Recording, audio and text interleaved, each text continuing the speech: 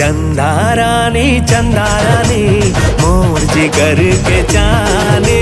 चंदा रानी मोर माया कहानी।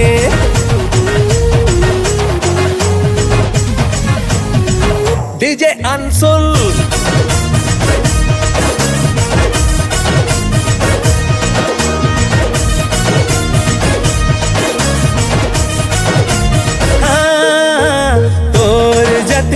खूबसूरत नहीं है कोई जहां में।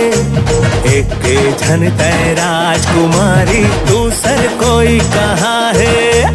नैन तोरे झील जैसन लगते कोई नशा है। जब गुजर खस सामने ले मुंगरा कसम हाय।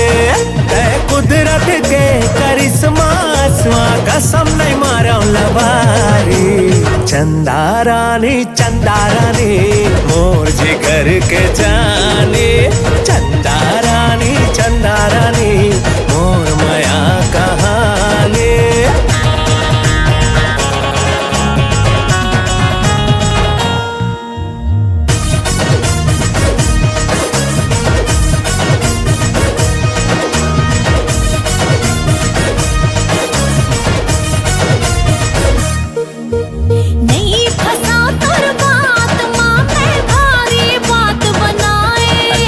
मुलारी झाई खातिर ते रंग रंग के गोठिया।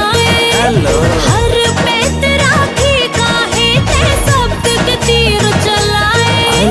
सब समझ था चाल न तोरे झूठा माया दिखाए। दो कदम रहा मुरले तुरहा कर देखो कि मेहरबानी। चंदा रानी मैं तो चंदा रानी।